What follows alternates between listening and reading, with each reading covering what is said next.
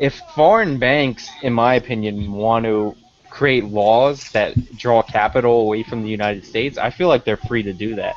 Like we tax the profits of corporations when they come back in the United States, and if they're not going to bring that money back into the United States, then I don't think we should go reach across the world and like extract taxes from them.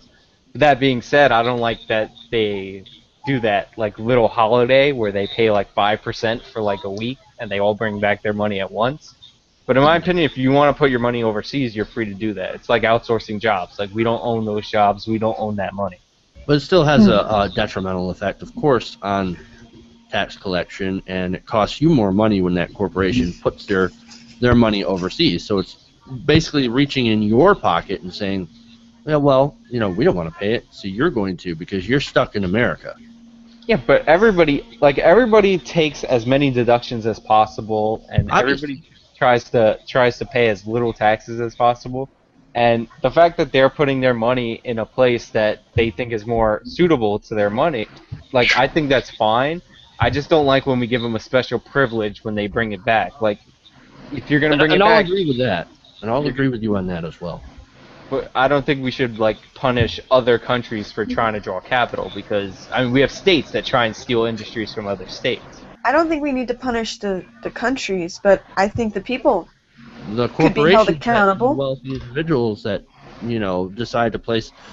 Because to me it says that, yeah, I'm such a dick that I'm not going to, even though I got rich from this country, right? I used all of the opportunities. Yeah, I got all the opportunities from this country, but I'm not willing to give anything back now that I've made a gazillion-dollar fortune. Right, now that I've made it, I'm just going to dump my money in the Cayman Islands and say, fuck you. Yeah, but the thing that to me is un-American. That's un-American. But the thing is, the thing that they do, and this is what makes it wrong, is that they leave their money there and then they lobby the government as their money's building up over there to lower the restrictions so they can bring it back.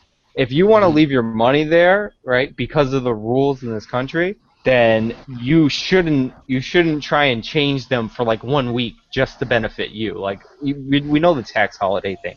Like I hate that idea that just one day we're gonna have this special holiday. Now everybody's waiting for that holiday. Like you can't. Like either you get the law changed permanently here, or you don't do anything, or you leave your money over there and it stays over there, and that's fine. But and in waiting for that to happen, or just even if it's not going to happen, and they just have their money sitting over there, that's dead money. That's money that's not going into investment. That's money that's just not doing anything. Well, I mean, it's not good for the economy as well. But it's not good for our economy, but it's in their banking system, and their bank makes loans based on their reserves and all that. Like it benefits the people in the Cayman Islands.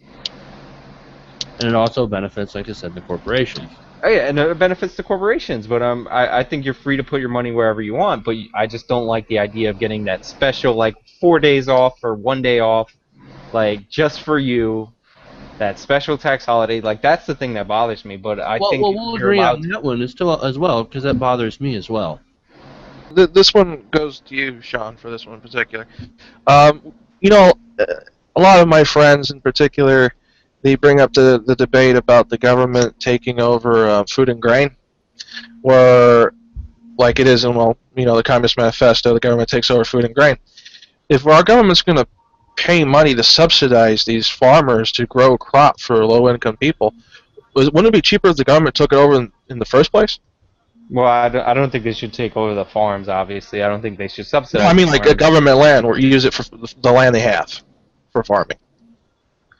I don't think the farm would be run particularly well if they took it over, but I mean there's lots of things that aren't subsidized. Like we've been over this. That there's a list of vegetables, fruits and vegetables that aren't subsidized, and we have them in the grocery store right next to the subsidized ones. They're affordable year round.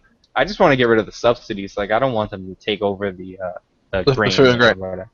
No, yeah, but a lot of people make the argument that we're paying them for it anyway. Like the government kind of in a way already did.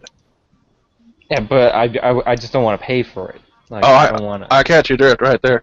I mean, as far as you guys talk about tax havens, and the most recent conversation, a lot of my Tea Party alum friends and libertarians, they actually, a lot of them declare that the federal income tax is unconstitutional. So I don't know how you feel about that. They believe in state and local taxes, but they believe the federal income tax is unconstitutional.